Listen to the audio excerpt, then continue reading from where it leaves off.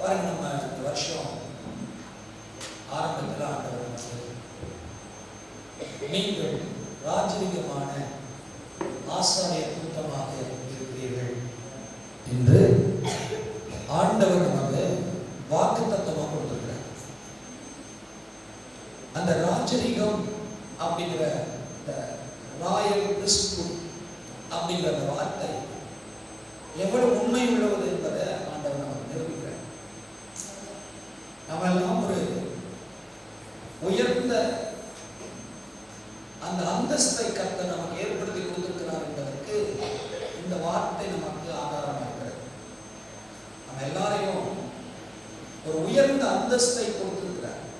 இருக்கிறதுல வேதாகமத்துல இருக்கிறதுல high posting அப்படின்னு சொன்னா இந்த ஆசாரியத்துவம் அப்படிங்கிறது. ஆகவேதான் இந்த ஆசாரியத்துவம் என்பதை நம்ம எல்லாரும் தெரிந்து கொள்ள வேண்டும். ஆசாரியத்துவம் நமக்கு எவ்வளவு பெரிய அந்தஸ்தை நமக்கு தந்திருக்கிறது அப்படின்னு சொல்லி. போன வாரம் நான் ராஜரீகம் என்றால் என்ன, அதுல என்ன இருக்குது, ஆளுகை இருக்கிறது, அதிகாரம் இருக்கிறது, அதுல ஒரு ஆதிக்கம் செலுத்தக்கூடிய ஒரு நிலை இருக்கிறது என்றெல்லாம் உங்களுக்கு அதை காண்பித்து கொடுத்தேன்.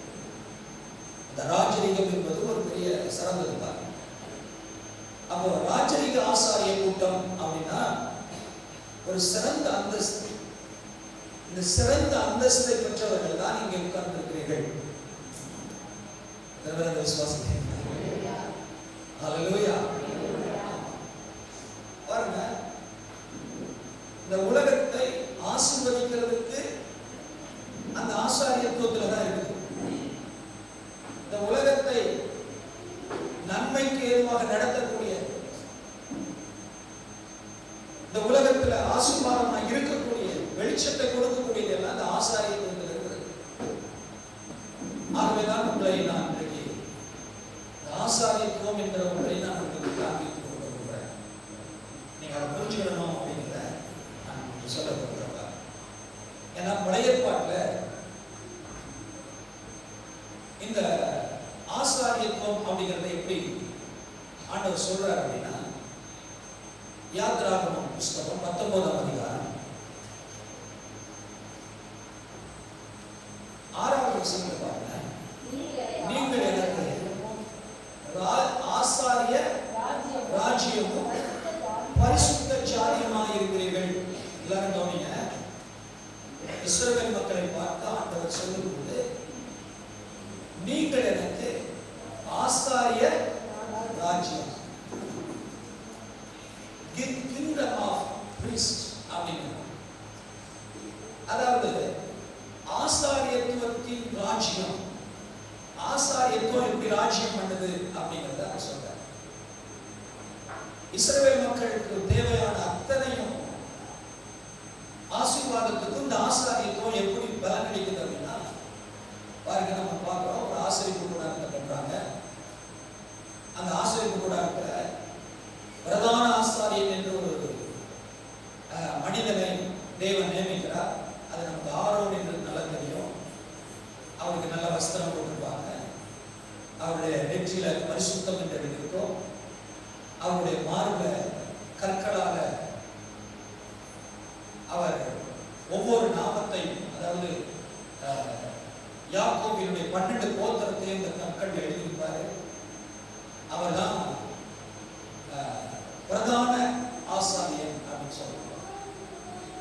இந்த பிரதான ஆசாரியனுடைய அந்த செல்வாக்குல தான் மக்களுடைய ஆசீர்வாதத்துக்கு தேவனிடத்துல நிற்கணும்னாலும், தேவனுடைய சமூகத்தில் போய் மக்களுக்காக பாவ மன்னிப்பை வேண்டிக் கொள்வதற்கும், மக்களுடைய காரியத்தையும் மக்களை நடத்துவதற்கானதையும் இந்த பிரதான ஆசாரியர் தான் தேவ சமூகத்திலிருந்து பதிலை பெற்றுக் கொண்டு வந்து கொடுப்பார்.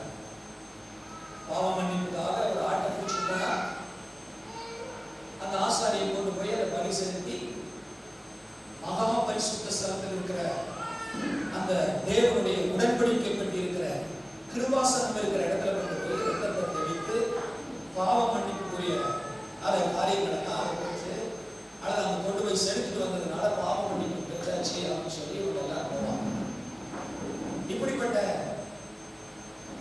இஸ்ரவேல் மக்களுடைய ஆசீர்வாதத்தை பார்க்கும்போது ஆசாரியத்துவம் என்பது மிகப்பெரிய ஒரு உன்னதமான ஒரு காரியமாக இருந்தது. அந்த பிரதான ஆசாரியனாகிய அந்த ஆசாரியத்துவம் மிக சிறந்த ஒரு பணியை செய்து கொண்டிருந்தது இஸ்ரவேல் மக்களுக்காக. ஆகவேதான் ஆசாரிய ராஜ்யம் அப்படின்னு சொல்லப்படுது. ஆசாரியர் தான் அந்த ராஜ்யத்தை மகன். ஹல்லேலூயா. நீங்க வெளிப்படுத்தல் விசேஷம் 1வது அதிகாரம் 6வது வசனத்தை வாசிங்க. அங்க ஒரு வசனம் சொல்லுகிறது பாருங்க. நம்மிடத்தில் அன்பு கூர்ந்து நமது இரத்தத்தினாலே நம்முடைய பாவங்களை நம்மை கழுவி நம்முடைய பிதாவாகிய தேவனுக்கு முன்பாக நம்மை ராஜாக்களும் ஆசாரியரும் ஆக்கின அவருக்கு மகிமையும் வல்லமையும் என்றென்றைக்கும் உண்டாவது என்பதாக சொல்லப்பட்டிருக்காங்க.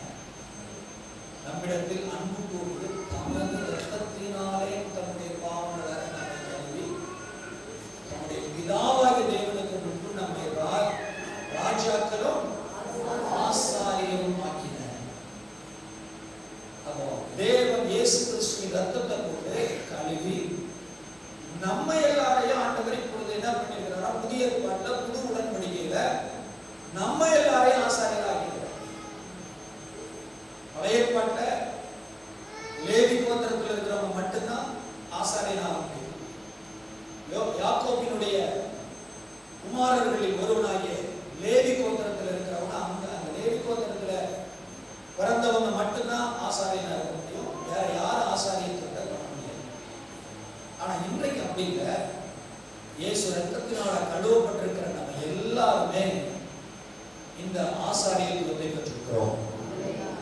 ராமன் சொல்லுங்க பாருங்க. இந்த ஆசாரியத்துவனுடைய சிறப்பு என்னன்னா, தேவனோட நீங்கள் என்ன செய்யலாம்? தேவனுக்கு முன்பாக நீங்கள் ஊழியம் செய்யலாம். தேவனுக்கு முன்பாக நீங்கள் எப்போ வேணுமானாலும் ஆண்டவருடைய துதியை செலுத்தி ஆண்டவர் சமூகத்தில் இணைந்து அவருடைய நன்மைகளை பெற்றுக்கொள்ளக்கூடிய ஒரு தகுதியை உங்களுக்கு இந்த ஆசாரியத்துவம் பெற்று தருகிறது. இந்த ஆசாரியத்துவத்தை கர்த்தர் உங்களுக்கு கொடுத்திருக்கிறார். எப்படி? இயேசு கிறிஸ்துவின் ரத்தத்தினால்.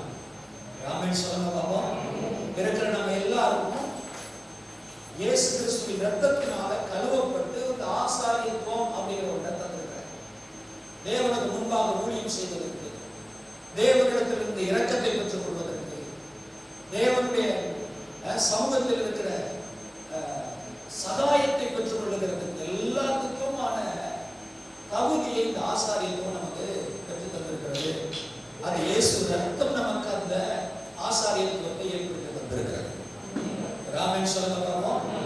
இயேசுவின் ரத்தத்தினால கழுவப்பட்டிருந்தால் நாம் தேவனுக்கு முன்பாக நிற்பதற்கு நம்மை ராஜாக்களாகவும் ஆசாரியர்களாகவும் ஏற்படுத்தியிருக்கிறார். ஆமென். நீ ஒரு தீர்க்க தரிசனமான வார்த்தையை நான் உங்களுக்கு சொல்றேன். நீங்க எடுத்துக்கொள்ளுங்க. எரேமியா தீர்க்க தரிசன புத்தகம் 33வது அதிகாரம் 33ஆம் அதிகாரம்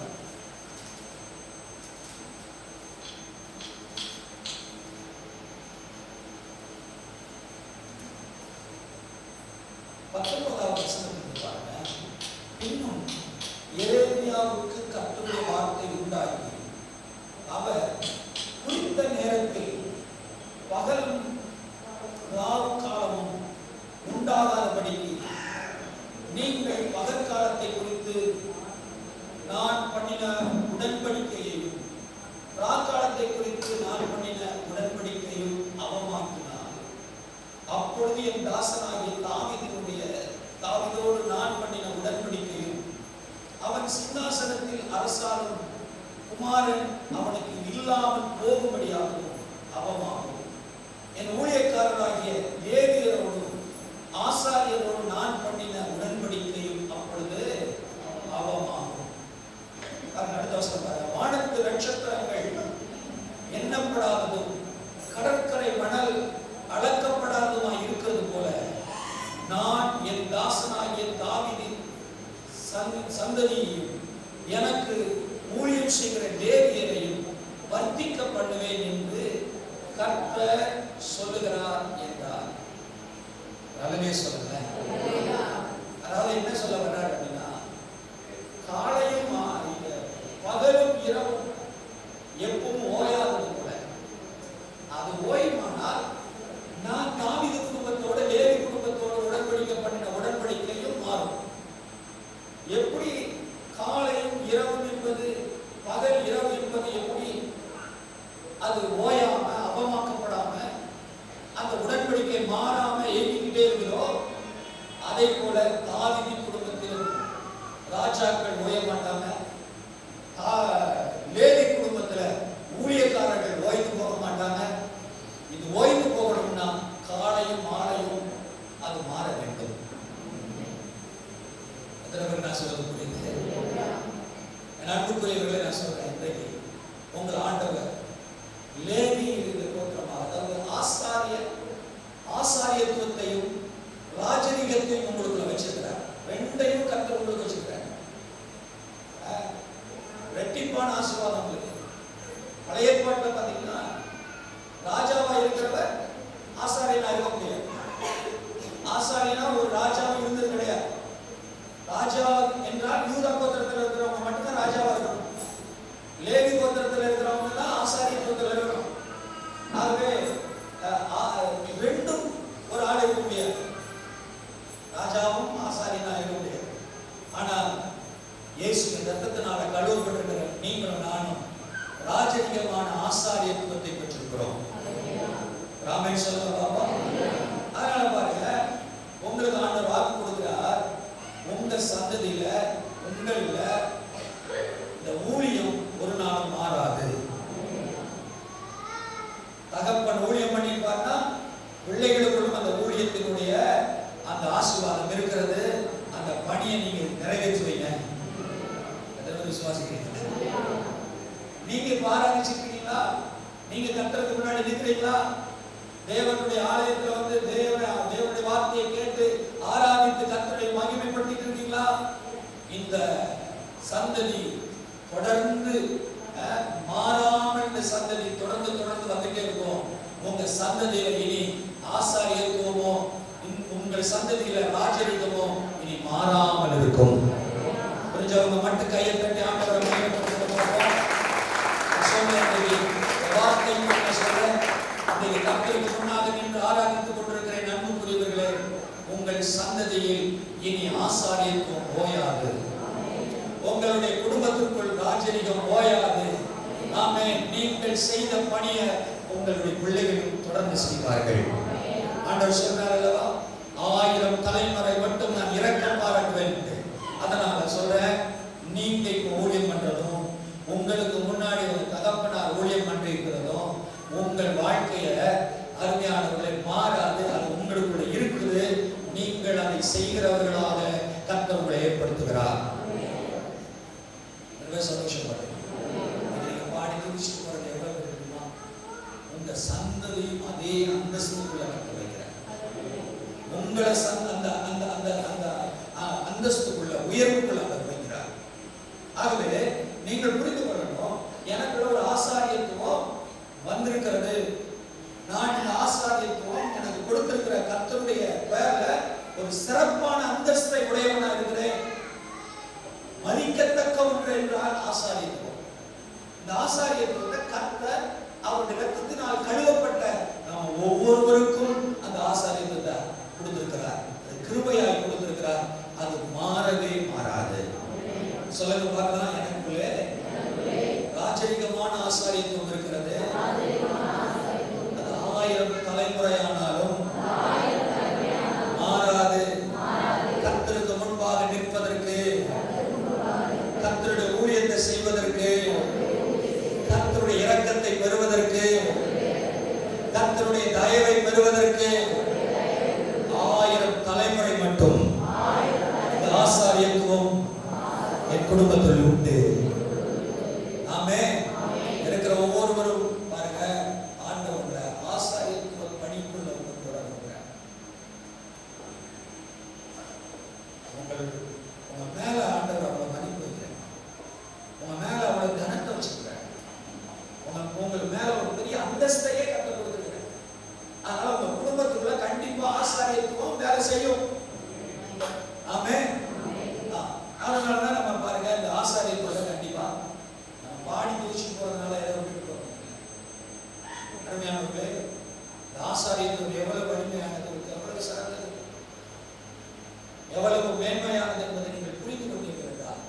நிச்சயமா சொல்றேன், இந்த சந்ததி சந்ததி சந்ததி எல்லாம் எப்படி இருக்கும்னா சிறந்த அந்தஸ்தை உடையதாக இருக்கும். உயர்ந்த பதவியான இந்த ஆசாரியத்துவத்தில் எப்போதும் நிலைத்திருப்பார்கள். உங்களுடைய குடும்பத்தில் ஊழியக்காரர்கள் ஓய மாட்டார்கள். உங்கள் குடும்பத்திற்குள்ள ஆசாரியத்துவமும் ராஜரிகமும் எந்த நாட்களிலும் அது இருக்கும். அது கனத்துக்குரியதாக இருக்கும். ஆமென். அப்போ கவனிங்க, வாசிப்போம். நம்ம இதை கொஞ்சம் நல்ல கற்றுக்கொள்வோம். எபிரேயர் இருக்கும்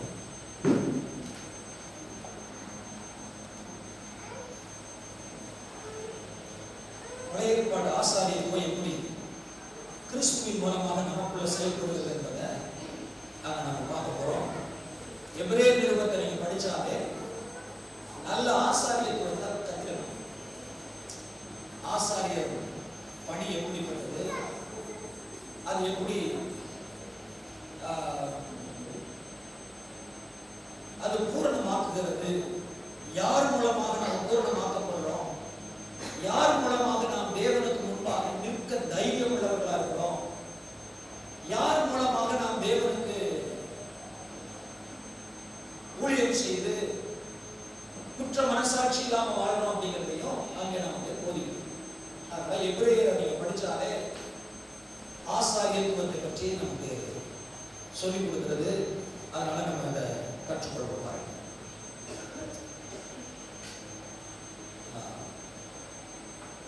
வாசிப்போம். எபிரேயர் நிருபம் 9வது அதிகாரம்.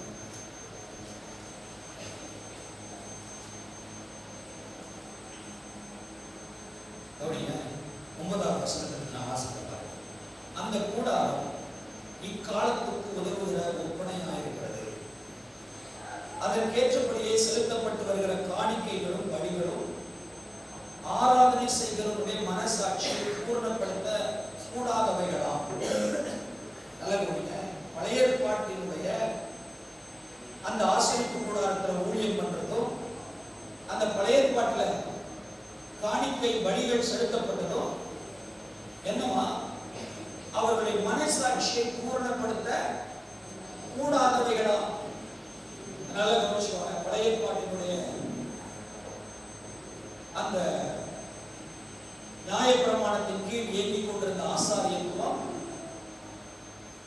ஒரு பூரணப்படுத்த முடியல. எதை? மனசாட்சியை பூரணப்படுத்த முடியல.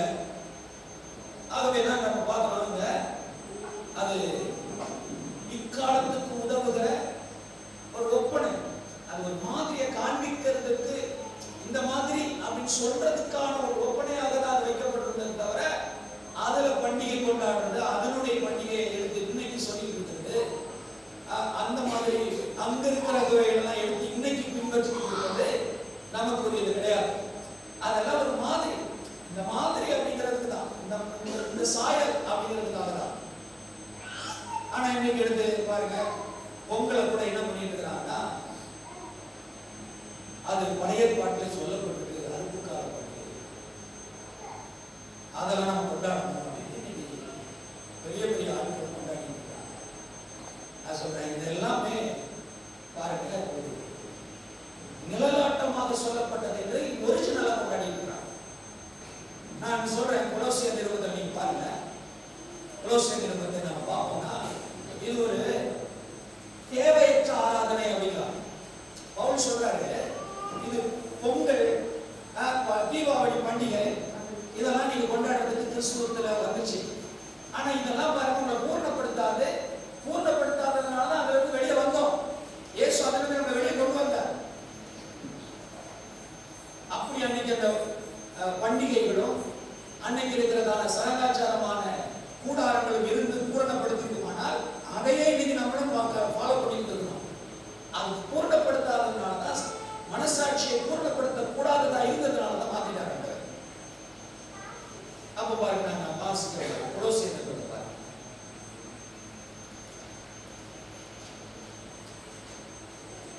கொலோசியர் நிருபம் 2ஆம் அதிகாரம் 16வது வசனம் பாருங்க. ஆகையால் போஜனத்தையும் பண்டிகை நாளையும் மாத பிறப்பையும் ஓய்வு நாட்களை குறித்தும் ஒருவனும் உங்களை குற்றப்படுத்தாமல் இருப்பானாங்க. அப்படின்னா நீங்க ஃபாலோ பண்ணல அப்படின்னு உங்களை யாரும் பாவின்னு சொல்லாம இருப்பானாங்க. பொங்கல் கொண்டாடுறவனும் தீபாவளி கொண்டாடுறவனும் பரிசுத்தவான்கள், நம்மெல்லாம் பாவின்னு நீங்க நினைச்சுக்கதான். ஆனா சொல்றேன் அது கிடையாது, அப்படி கிடையாது. இங்க பாருங்க, உங்களுக்கு சத்தியமே தெரியாதுன்னு நம்மள சொல்றாங்க. பொங்கல் கொண்டாடுற கிறிஸ்தவர்கள் தான் சத்தியம் தெரிந்தவர்கள் அப்படிங்கிற நிலை இப்போ மாறிடுச்சு. அதனால பயத்தியக்காரங்க பழங்கால பெந்தேகோஸ்தலர் இருக்காங்க அப்படின்னு நம்மளால பார்த்து சொல்லிட்டு இருக்காங்க. ஆனா உண்மையில பாத்தீங்கன்னா அவங்க தான் பழைய காலத்து ஆட்கள். அவங்க தான் பழைய காலத்து ஆட்கள், நம்ம கிடையாது. நாம புது உடன்படிக்கைக்குள்ள நம்ம வந்தாச்சு. இப்போ நம்ம வந்து பழச கொண்டாடிட்டு அது புது அனுபவம், புது வெளிப்பாடு அப்படின்னு சொல்லிட்டு இருக்கிறது தவறானது. பாருங்க, இங்க பாருங்க, நான் ஆசிக்கிறேன். மாதப்பிறப்பை ஓய்வு நாட்களை குறித்து ஒருத்தர் குற்றப்படுத்தாதிருப்பார். அவைகள் வரும் காரியங்களுக்கு நிழலாயிருக்கிறது. அவைகளின் பொருள் கிறிஸ்துவை பற்றினது. அன்னைக்கு செய்யப்பட்ட பண்டிகையோ, அன்னைக்கு ஆசரிப்பு கூடாரமோ, அன்னைக்கு இருந்த பலியோ காணிக்கையோ எல்லாமே கிறிஸ்துவை பற்றினது. இப்ப இயேசு வந்துட்டார். இயேசு வந்ததுக்கு அப்புறம் பொருள் தேவையில்லை, சாரி நிழல் தேவையில்லை. பொருள் வந்ததுனால நிழல் தேவை இல்லை. இப்ப நம்ம எல்லாரும் எதை வைக்கிறோம்? பொருளை வைத்திருக்கிறோம். ஒரிஜினாலிட்டிக்குள்ள நம்ம வந்துருக்கிறோம். எத்தனை பேர் விசுவாசிக்கிறீங்க? சொல்லுங்க, நான் ஒரிஜினாலிட்டிக்குள்ள இருக்கிறேன், ஒரிஜினலை பின்பற்றுகிறேன். ஹல்லேலூயா. நிழலை பின்பற்றல, ஒரிஜினலை நம்ம பின்பற்றுறோம். பாருங்க, அங்க சொல்லப்பட்டிருக்கு, கணுக்களாலும் கட்டுகளாலும் உதவி பெற்று இணைக்கப்பட்டு தேவ வளர்ச்சியாய் வளர்ந்து இருக்கிற சரீரம் முழுவதையும் ஆதரிக்கிற தலையை பற்றி கொள்ளாமல், கணுக்களாலும் கட்டுகளாலும் உதவி பெற்று இணைக்கப்பட்டு தேவ வளர்ச்சியாய் வளர்ந்து இருக்கிற சரீரம் முழுவதையும் ஆதரிக்கிற தலையை பற்றி கொள்ளாமல் மாயமான தாழ்மையும் தேவ தூதர்களுக்கு செய்யும் ஆராதனையும் விருப்பமற்று காணாதவைகளிலே துணிவாய் நுழைந்து, நம்ம காணாததுல துணிவா நுழையலாம். இதெல்லாம் ஒரிஜினலா? கிடையாது, அது ஒரு நிழல். அதை வந்துட்டு இப்ப காண்கிற மாதிரி அவங்க ஒரு பெரிய வெளிப்பாடு மாதிரி அன்னைக்கு பண்டிகை கொண்டாடின மாதிரி இன்னைக்கு என்ன பண்ணிட்டு இருக்காங்க? கொண்டாடுறோம். நாங்க பழைய ஏற்பாட்டில் இருக்கிறபடிதான் நாங்க கொண்டாடி இருக்கிறோம். இது தேவையில்லைங்க, அது பிரயோஜனம் இருக்குது. பாருங்க, அது சொல்றாரு பாருங்க, காணாதவைகளிலே துணிவாய் நுழைந்து தன் மாமிச சிந்தையினாலே வீணாய் இருமாப்பு கொண்டிருக்கிற எவனும் உங்கள் பந்தய பொருளை நீங்கள் இழந்து போகாதபடி உங்களை வஞ்சியாதிருக்க பாருங்கள். யாரை ஏமாந்து போயிடாதீங்க அப்படின்னு சொல்லிட்டு அடுத்த வசனம் பாருங்க, நீங்கள் கிறிஸ்துவுடனே கூட உலகத்தின் வழிபாடுகளுக்கு மறித்தது உண்டானால். அப்ப இதெல்லாம் இந்த உலக வழிபாடு, இதெல்லாம் தேவையற்ற வழிபாடு. அடுத்து சொல்றாரு பாருங்க, இன்னும் நீங்கள் உலக வழக்கத்தின்படி பிழைக்கிறவர்கள் போல மனுஷனுடைய கற்பனைகளின்படியும் போதனையின்படி நடந்து தொடாதே, ருசி பாராதே, தீண்டாதே என்கிற கட்டளைக்கு உட்படுகிறது. என்ன இவையெல்லாம் அனுபவிக்கிறதுனால் அழிந்து போகுமே. இப்படிப்பட்ட போதனைகள் சுய இஷ்டமான ஆராதனையும் மாயமான தாழ்மையும் சரீர ஒடுக்கத்தை பற்றின ஞானம் என்கிற பேர் கொண்டிருக்கிறதுனாலும் இவைகள் மாம்சத்தை பேணுகிறதை ஒழிய மற்ற ஒன்றுக்கும் பிரயோஜன. இதெல்லாம் ஒன்றுக்கு பிரயோஜனம் பெற்றது அப்படிங்கிற எந்த பேர் அதை விசுவாசிக்கிறீங்க? அதனால நம்ம பொங்கலை கொண்டாடணும் அப்படிங்கிற யார் என்ன பொருள் கொண்டோம். தயவு செய்து நீங்க அதுல உங்க இருமாப்பாகி இதுல அதுல போய் நீங்க இருமாப்பாகி உங்க சந்ததியை மறுபடியும் அங்க இருந்துதான் நம்ம எல்லாம் வந்துடுறோம். அதை விட்டு திரும்பவும் அதுக்குள்ள போகணும்னு நினைச்சீங்க, போகணும் நீங்க பண்ணா உங்க சந்ததிகள் அதை பின்பற்ற ஆரம்பித்துவார்கள். அதனால தயவு செய்து உங்கள் பிள்ளைகள் அதை பின்பற்றாமல் இருக்க வேண்டும் என்றால் புறஜாதிகள் பின்பற்றி வருகிறத நீங்க பின்பற்றாதீங்க. ஹல்லேலூயா. நாம இன்னைக்கு இது பண்ணுவாங்க, நாளைக்கு பார்த்தீங்கன்னா மாற்றி பேசுவோம்.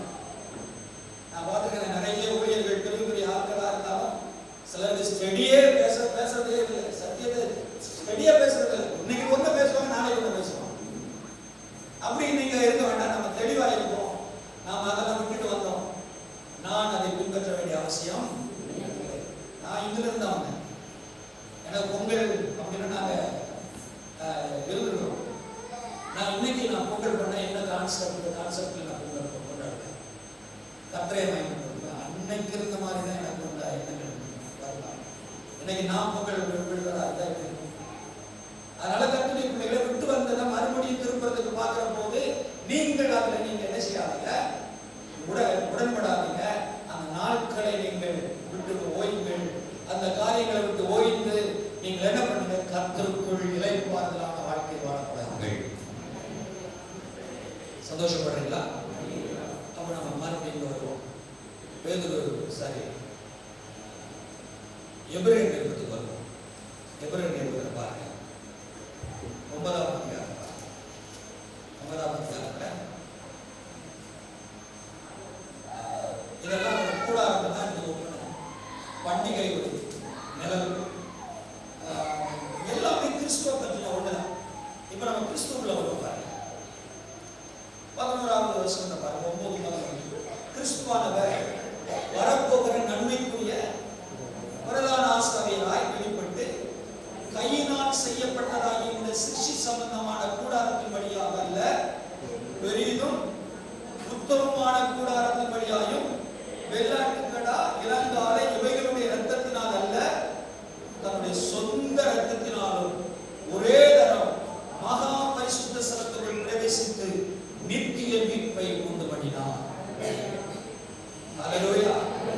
இயேசு என்ன பண்ணாரு? பிரதான ஆசாரியராய், நமக்கு மூத்த பிரதான ஆசாரியராய் அவர் வந்து நமக்கான எல்லா காரியத்தை செஞ்சு முடிச்சார். என்ன?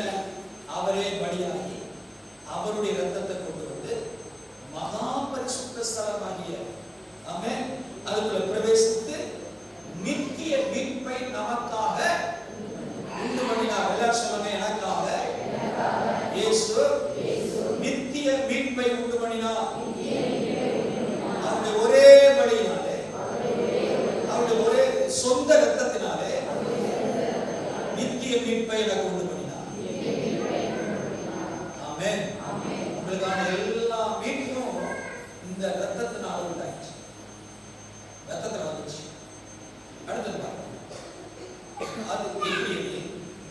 காலை வெள்ளாட்டுக்கடா இவைகளின் இரத்தமும் தீட்டுப்பட்டவைகள் மேல் தெளிக்கப்பட்ட கடாரியின் சாம்பலும் சரீர சுத்திகரிப்பை உண்டாகும்படி பரிசுத்தப்படுத்துமானால், நித்திய ஆவியினாலே தம்மை தாமே பழுதற்றபடியாக தேவனுக்கு ஒப்புக் கொடுத்த கிறிஸ்துவினுடைய இரத்தம் ஜீவனுள்ள தேவனுக்கு ஊழியம் செய்வதற்கு உங்கள் மனசாட்சியை செத்த கிரியைகளை சுத்திகரிப்பது எவ்வளவு நிச்சயம். பாருங்க, மனசாட்சி தான் பூரணப்படுத்தப்படாம இருந்துச்சு. மனசாட்சி தான் தேவ பிள்ளைகளுக்கு பாவ மன்னிப்பை பெற்ற பிறகு மனசாட்சி சுத்திகரிக்கப்படாம சுத்தம் இல்லாம குற்ற மனசாட்சியோட இருந்துச்சு. ஆனா அந்த மனசாட்சியில இப்ப இயேசு ரத்தம் என்ன பண்ணுது? மாத்துது. துர்மனசாட்சி நீங்க அங்க சொல்லப்பட்டிருக்கு, உங்கள் மனசாட்சி சத்த கிரியைகளிலிருந்து சுத்திகரிப்பதற்கு அது அதிக நிச்சயமாக இருக்குது அப்படின்னு. ஆமென். எல்லாரும் சொல்லுங்க, என் மனசாட்சிய சத்த கிரியைகள், அதாவது தேவையற்ற பண்டிகையிலிருந்து, தேவையற்ற வழிமுறையிலிருந்து, பாரம்பரியத்திலிருந்து என்னை சுத்திகரித்தது. இயேசுவின் இரத்தம் மனசாட்சியை சுத்திகரித்தது. அல்லேலூயா. தேவனுடைய முன்பாக ஊழியம் செய்வதற்கு உங்கள் மனசாட்சியை செத்த கிரியைகளிலிருந்து இயேசு இரத்தம் சுத்திகரித்திருக்கிறார். தேவையற்றதெல்லாம் நம்ம செஞ்சு அதுல கிடந்து நம்ம மண்டையை குழப்பி அங்க போய் நின்று ஐயோ நம்ம இதை செய்யாததுனால தப்போம் அப்படின்னு நம்ம மனசாட்சி குற்றப்படுகிற அந்த குற்ற மனசாட்சியில இருந்தெல்லாம் நம்ம விளக்கப்பட்டு நம்ம முழுவதும் இயேசுவின் இரத்தத்தினாலே பூரணமாக்கப்பட்டிருக்கிறோம். விசுவாசிக்கிறீங்களா? ஹல்லேலூயா. பாருங்க, இன்னொரு வசனத்தை நான் உங்களுக்கு சொல்ற பாருங்க. எபிரேயர் 10ஆம் அதிகாரம். இப்படி இருக்க 1ஆம் வசனம், இப்படி இருக்க நியாயப்பிரமாணமானது வரப்போகிற நன்மைகளின் பொருளாயிராமல் அவை நிழலாய் மாத்திரம் இருக்கிறபடியால் வருஷத்தோறும் இடைவிடாமல் செலுத்தப்பட்டு வருகிற ஒரே விதமான பலிகளினால்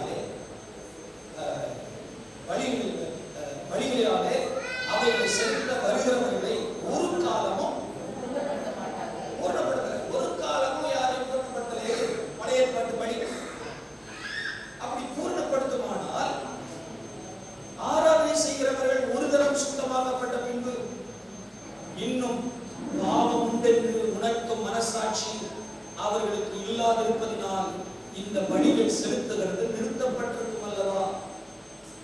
அன்னைக்கு படியை செலுத்திட்டு வந்துட்டோம், ஆட்டை கொண்டு போய் படியை செலுத்திட்டு வந்தாலும் வீட்டுக்கு வந்த பிறகு பாவம் இருக்கிற அந்த மனசாட்சி அவங்களுக்கு நிறுத்தப்படாமல் இருந்ததுனால மறுபடியும் படி செலுத்திட்டு வருஷம் போய் படி செலுத்திட்டு வருவாங்க. ஆனாலும் அடுத்த வருஷம் பாத்தீங்கன்னா பாவம் இருக்குதுன்னு இந்த மனசாட்சி சொல்றோம். இது பூரணப்படுத்தவே முடியும். எது? ஆட்டினுடைய ரத்தம் அவர்களை மனசாட்சியை திருப்திப்படுத்தி பூரணப்படுத்த முடியவே இல்லை.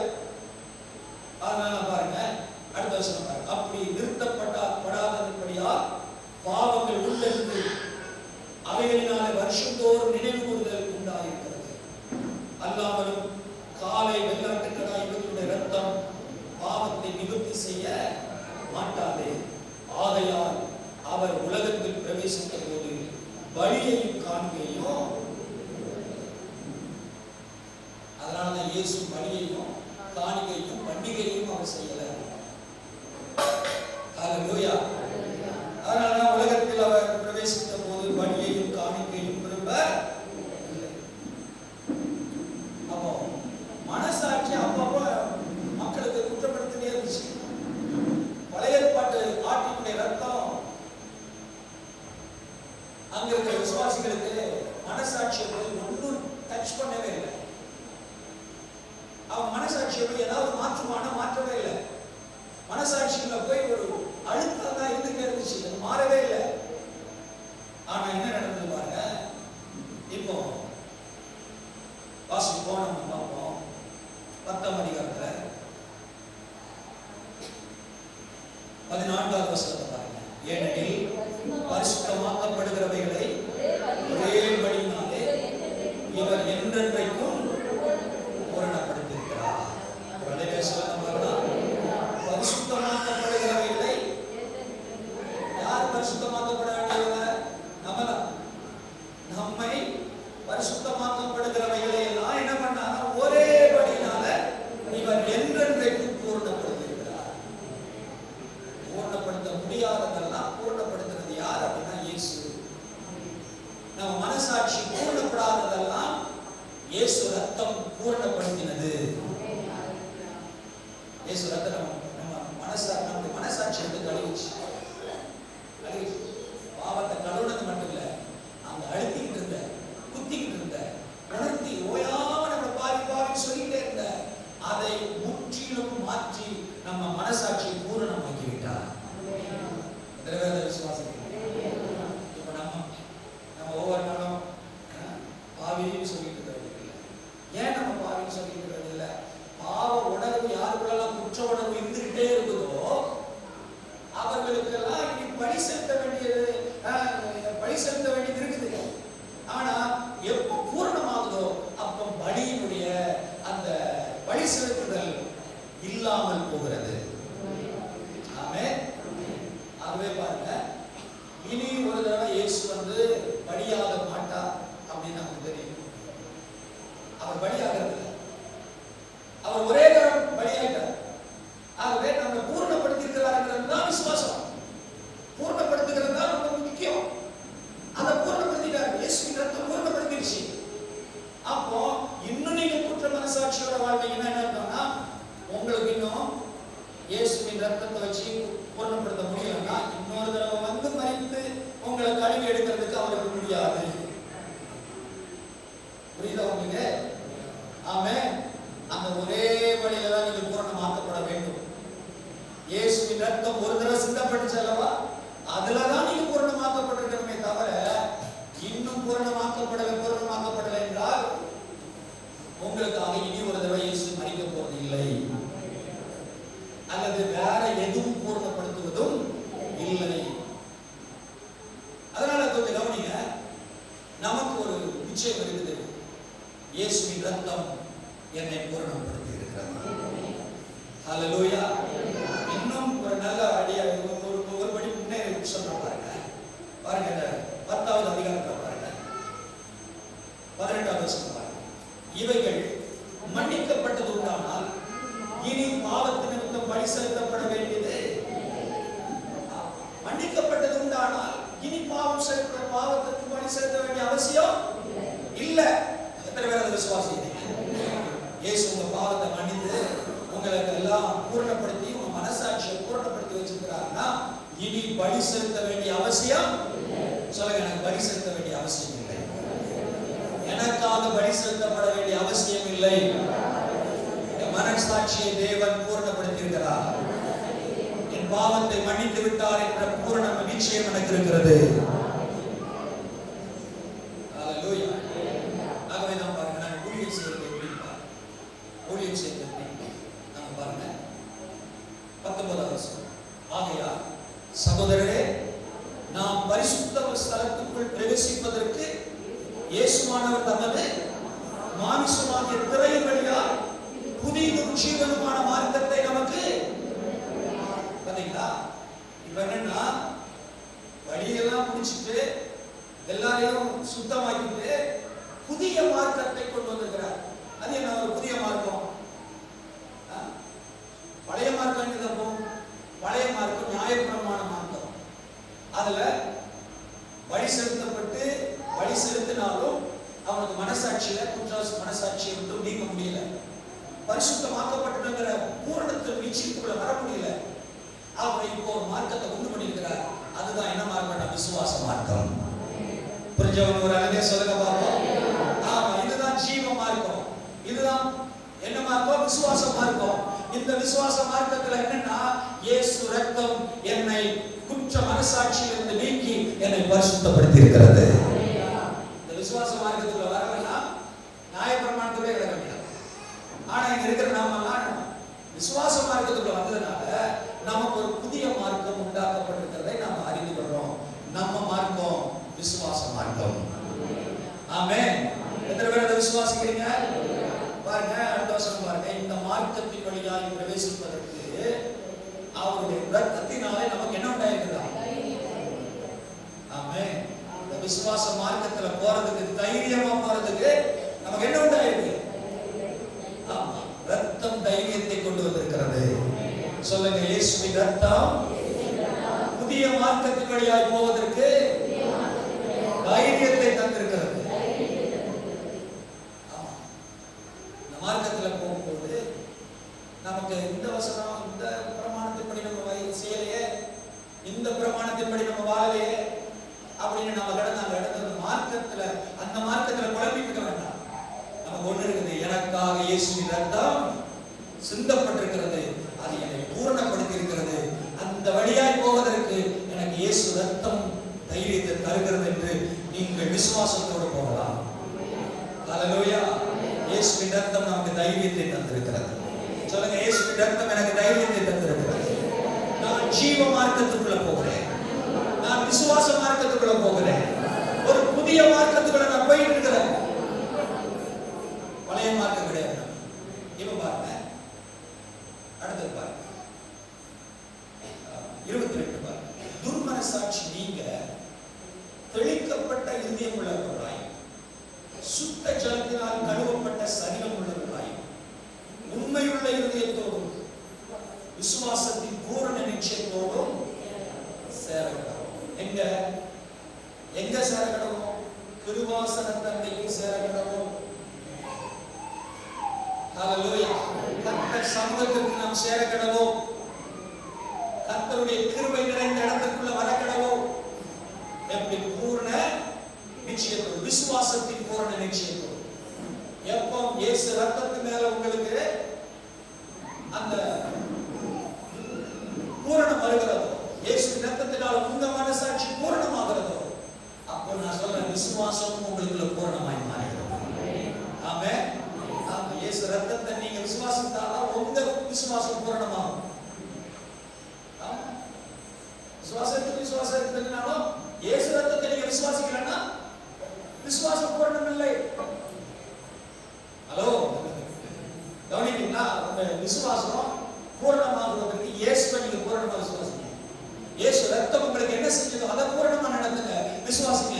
உங்கள் விசுவாசம் பூரணமாய் மாறும். ஆமென். அப்போ நம்ம பாருங்க, உண்மையுள்ள இதயத்தோடு விசுவாசத்தின் பூரண நிச்சயத்தோடு சேரணும். அடுத்ததுதான் முக்கியம். அடுத்தது, இப்போ நம்ம சேர்ந்துட்டோம், அந்த இடத்துல நம்ம என்ன ஊழியம் பண்ண போறோம்? மகா பரிசுத்த ஸ்தலத்துக்குள்ள நம்ம போயிட்டோம். அங்க போய் நம்ம என்ன ஊழியம் பண்றோம் அப்படின்னா, அல்லாமல் 23வது வசனம், நம்முடைய நம்பிக்கையை அறிக்கையிடுகிறது அசையாமல் உறுதியாய் இருக்க கடவோம். சேர கடவோம். அடுத்தது என்ன பண்ண கடவோம்? விசுவாச நம்பிக்கையை அறிக்கையிடுகிறது அசையாமல் உறுதியாய் இருக்க கடவோம். ஹலோ, கவனிக்கிறீங்களா? ஆண்டவர் சமூகத்துல நீங்க போய் சேர்ந்தீங்க. சேர்ந்ததுக்கு அப்புறம் இப்பெல்லாம் ஆராதனைக்கு வந்து நல்ல ஆராதனை கை தூக்கி ஆராதிச்சு நல்லா இருக்கீங்க. உங்க அறிக்கைங்கிறதுல வந்து எப்படி இருக்கணுமா?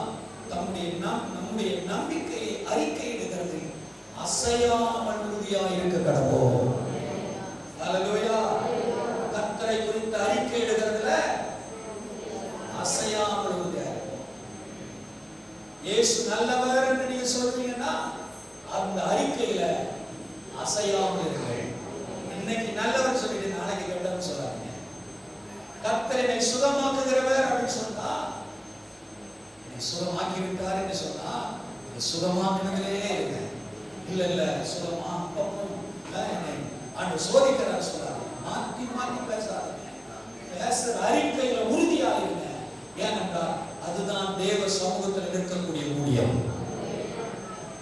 எத்தனை பேர் அதை விசுவாசிக்கிறீங்க? அறிக்கையிடுகிறதுல உறுதியாக இருக்க கடவுள், அசையாமல் இருக்க கடவுள்.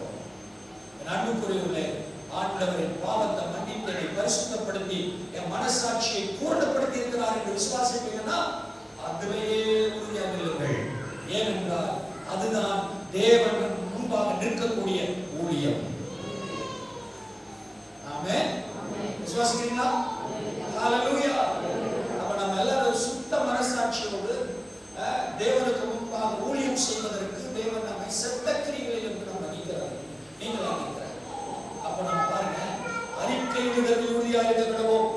ஏன் அப்படின்னா வாக்குத்தத்தம் பண்ணினவர் உண்மை உள்ளவர். நம்ம வாக்கு பண்ணவர் அவர் உண்மை உள்ளவர். ஏன்? அறிக்கை பண்ணினபடியே உங்களுக்கு நடக்கும். எத்தனை பேர் அதை விசுவாசிக்கிறீங்க? ஹல்லேலூயா. ஏன்னா நீங்க நம்பிக்கை யார் மேல வச்சிருக்கீங்க? கிறிஸ்து மேல வச்சிருக்கீங்க. உங்களுக்கு நம்பிக்கை கிறிஸ்து மேல இருக்கிறதுனால அவர் வாக்கு மாறாதவர். வாக்கு பண்ணின வேலை அவர் செய்ய உண்மை உள்ளவராக இருக்கிறார். விசுவாசிக்கிறீங்களா? இன்னொரு காரியம், ஊழியத்தை போனீங்க. இன்னொரு ஊழியத்தை பார்ப்போம். 4ஆம் அதிகாரம் 15 பாருங்க, 16 பாருங்க. நம்முடைய பலவீனத்தை குறித்து பரிபவிக்கக்கூடிய கூடாத பிரதான ஆசாரியர் நமக்கு இராமல் எல்லா விதத்திலும் நம்மை போல சோதிக்கப்பட்டும் பாவம் இல்லாதவராய் இருக்கிற பிரதான ஆசாரியர் நமக்கு இருக்கிறார். எல்லாரும் சொல்லுங்க, பாவம் இல்லாத இருக்கிற பிரதான ஆசாரியர் நமக்கு இருக்கிறார். எல்லாருக்கும் ஒரு ஆசாரியர் இருக்கிறார். அவர்தான் பிரதான ஆசாரியர் இயேசு. அவர் நமக்காக எல்லாம் செஞ்சிட்டார். பலி செலுத்தப்பட்டாச்சு. பூரணமான ஒரு பலியை செலுத்திட்டாரு. பிதாவின் இடத்துல போய் அவருடைய ரத்தத்தை கொடுத்து ஒப்புதல் வாங்கிட்டாரு. நாம் நம்முடைய பாவங்களெல்லாம் என்ன செய்யப்பட்டிருச்சு? மன்னிக்கப்பட்டாச்சு. ஒப்புதல் வாங்கப்பட்டுச்சு. நம்ம பாவமெல்லாம் இனி நினைக்கப்படுவதில்லை என்ற அந்த ஒரு உறுதிமொழி எல்லாம் செய்யப்பட்டாச்சு. ஆமா, பரலோகத்துல உறுதிமொழி என்ன? இனி உன் பாவம் நினைக்கப்படுவதில்லை. உன் அக்கிரமங்களை மன்னிப்போம், நோய்களை குணமாக்குகிறதா. இனி நம்முடைய பாவத்தை நினைக்க மாட்டாங்க. அதெல்லாம் நடக்குது. அப்படி நடந்துச்சு. ஆகவேதான் இப்ப பாருங்க, நமக்குன்னு ஒரு ஆசாரியர் இருக்கிறாரு. பாவம் இல்லாத ஆசாரியர். எல்லாம் சொல்லுங்க, பாவம் இல்லாத ஒரு ஆசாரியர். பழைய ஏற்பாட்டில் இந்த ஆசாரியர் தனக்கும் பாவத்துக்காகவும் பலியிடுவார், மக்களுடைய பாவத்துக்காக பலி செலுத்துவார். ஆனா நமக்கு இப்போ இருக்கிற பிரதான ஆசாரியர் அப்படி கிடையாது. அவர் நம்முடைய பாவங்களுக்காக அவர் தன் சொந்த ரத்தத்தையே பலியாக்கி நமக்காக பாவ மன்னிப்பை பெற்று தந்திருந்தபடியா நம்முடைய ஆசாரியர் பாவம் இல்லாத ஆசாரியர். சந்தோஷப்படுறீங்களா? ஹல்லேலூயா சொல்லுங்க. பாவம் இல்லாத பிரதான ஆசாரியர்.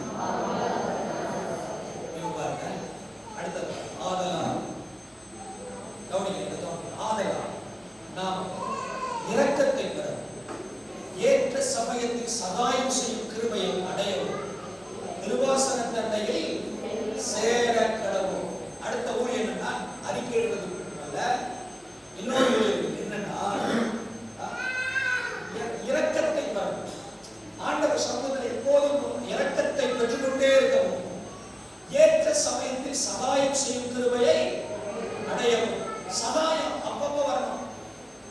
சகாயம் உங்களுடைய வீட்டுல சகாயம் வரணும். ஜெபம் பண்ணும்போதெல்லாம் உங்களுக்கு ஏற்ற ஒரு சகாயம் வரணும். உங்க குடும்பத்துக்குள்ள சகாயம் வரணும். நல்ல உதவி வரணும். ஆண்டவருடைய இரக்கம் உங்களுக்குள்ள காணப்படணும். அதுக்காக கிருபாசன தண்டையில போய் சேர கடவும். யார் ஜெபம் பண்ணுங்கன்னு சொல்றோம்? ஜெப வாழ்க்கைய நிறைய வாலிபர்கள் பைபிளை வாசிக்கிறது. தயவு செய்து ஒரு பெற்றோர்லாம் வாலிப பிள்ளைகள்கிட்ட பைபிளை வாசிக்க சொல்லிக் கொடுங்க. நீங்க பைபிள் வாசிக்க, பைபிள் வாசிக்கிறத பிள்ளைகள் பார்க்கும்படிக்கு வாசிக்க. அப்படின்னா அவங்கள்ட்ட சொல்ல முடியும். சரியா? அவன் தூங்குறதுக்கு முன்னாடி வாசித்துட்டு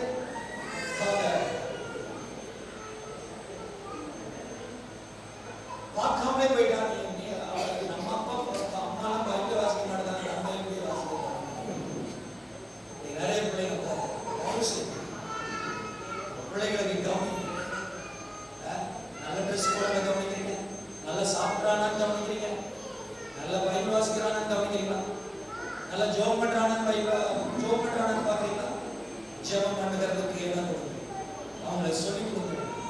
ஏனென்றால் நீங்களும் நானும் தேவ சந்நிதியில ஆசாரியத்துவத்தில் இரண்டாவது ஒரு ஊழியத்தை நம்ம செய்வோம். என்னன்னா தேவ சமூகத்துல போய் இரக்கத்தை பெறணும். ஏற்ற காலத்துல நமக்கு எல்லா சகாயமும் பரத்திலிருந்து வரணும். அதற்காக அங்கே சேர கடவும். ஆண்டவர் முன்னாடி இருக்கிறது ஏன்? இரக்கத்தை பெறுவதற்கு. நாளே சொல்லுங்க போவோம். மற்ற எழுது ஏற்ற காலத்துல சகாயம் பெறுவதற்கு ஆண்டவர் உங்களுக்கு சொல்றார். கிருபாசன தண்டையில் வந்து சேரும். இந்த இடத்துல இருக்கிற கர்த்தருடைய பிள்ளைகளே, தேவ சமூகத்தில் உட்கார்ந்து ஜெபம் பண்ணுங்க. ஜெபிக்கிறதுக்கு ஜெபி. உங்கள் தனிப்பட்ட வாழ்க்கையில ஜெப வாழ்க்கையை கொஞ்சம் அதிகரிங்க. தேவ சமூகத்தில் உட்கார பழகுங்கள். ஊழியம் என்பது என்ன? ஆண்டவர் சமூகத்தில் உட்கார்ந்து ஊழியம். ஆண்டவருடைய சமூகத்தில் உட்கார்ந்து அவருடைய கிருபையும் இரக்கத்தையும் பெறுவது ஊழியம். ஊழியத்தை நீங்க மறந்துடாதீங்க. என் அன்புக்குரியவர்களை, தகப்பன்மார், எல்லாரும் புரிந்து கொள்ளுங்கள். தேவ சமூகத்தில் ஒரு இரக்கத்தை நீங்கள் பெற வேண்டும். அதற்கு அமர்ந்திருங்கள். ஆண்டவர் சொல்றார், அமர்ந்திருந்து நானே தேவன் என்று அறிந்து கொள்ளுங்கள். ஒரு மனிதன் கர்த்தருக்குள்ள இருந்தா மட்டும்தான், தேவ சமூகத்தில் உட்கார்ந்து இருந்தா மட்டும்தான் ஆண்டவரை அறிய முடியும். ஆமென். ஒரு மனிதன் கர்த்தருடைய பாதத்தில் உட்கார்ந்து இருக்கும் போதுதான் அவரை அறிந்து கொள்ளவும் அவருக்குள்ள பலத்தையும் பெற முடியும். வேதம் சொல்லுகிறது, கர்த்தரிலும் கர்த்தருடைய சத்துவத்தின் வல்லமையிலும் பலப்படுங்க. எப்படி? கர்த்தருக்கு காத்திருக்கிறவர்கள் புது பலன் அடைவார்கள். எப்படி பலன் அடைகிறாங்க? ஒரு மனுஷன் எப்படி பலன் அடைகிறான்? கர்த்தருக்குள்ள காத்திருக்கிறவர்கள். எங்க வந்து காத்திருக்கணும் அப்படின்னா, உங்க வீட்டுல இருந்தாலும் சரி, நீ உங்கள் கிருபாசன தண்டையில வந்து உட்கார்ந்து நினைக்கணும். ராமேன் சொல்லுங்க, எங்க இருக்கீங்கன்னு நினைக்கணும்? கிருபாசன தண்டையில. ஒவ்வொரு ஜெபமும் எங்கே ஆரம்பிக்கப்பட வேண்டும்? கிருபாசன தண்டையில. ஒவ்வொருவரும் நீங்கள் இரக்கத்தை பெறவும் சகாயத்தை பெறவும் எங்கே வர வேண்டும்? கிருபாசன தண்டையில. இது ஆண்டவர் என்ன செஞ்சிருக்கிறார்? கிருபையா அந்த வழியை திறந்து கொடுத்திருக்கிறார். பழைய ஏற்பாட்டுல திரைச்சீலை போட்டு மூடி இருந்துச்சு. ஆனா இயேசு சிலுவையில் அதை கிழித்து உங்களுக்கு ஒரு திறப்பை உண்டாக்கி இருக்கிறார். நீங்களும் நானும் இன்றைக்கு கிருபாசன தண்டைக்கு போறதுக்கான வழி இயேசு உண்டாக்கி வைத்திருக்கிறார்.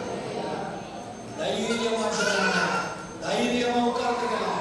உங்களுக்கு சகாயம் கிடைக்கும், உங்களுக்கு இரக்கம் கிடைக்கும். அது உங்களுக்கு நன்மையை உண்டாக்கும். சுவாசிக்கிறீங்களா? ஹல்லேலூயா. பாருங்க, ஆண்டவருடைய சமூகத்துல நீங்க ஊழியம் பண்றது என்ன? கர்த்தருக்கு ஊழியம் பண்றது என்ன? அவருடைய சமூகத்துல துர்மனசாட்சி நீங்க அவரிடத்துல நீங்க நிற்கணும், ஊழியம் செய்யணும். அது எப்படி இருக்கணும் அப்படின்னா, இரக்கத்தை பெறுவதற்கும் ஏற்ற காலத்தில் சகாயத்தை பெறுவதற்கும் அங்க நிற்கணும். இன்னொன்று, உங்கள் வாய் அறிக்கை பண்றதுல உறுதியாக நிலையானது இருக்கிற அசையாம இருக்க வேண்டும். அல்லேலூயா. இதெல்லாம் செஞ்சீங்கன்னா தேவ ராஜ்யம் உங்க பகுதியில ஆசாரியத்தின் ராஜ்யமாக மாறும். உங்கள் ராஜ்யம் தேவ ராஜ்யமாக மாறும். ஏனென்றால் தேவ ராஜ்யம் பலம் உள்ளது. அல்லேலூயா. ஆசாரியத்துவ ராஜ்யமாக மாறிவிடுகிறது. எங்க நீங்கள் கர்த்தரிடத்தில் காத்திருந்து கர்த்தருக்குள்ள வாழ்கிற போது அங்கே ஆசாரியத்துவ ராஜ்யமாய் நீங்கள் மாறுகிறீர்கள். விசுவாசிக்கிறீங்களா? அல்லேலூயா. எல்லாம் எழுந்திருப்போம்.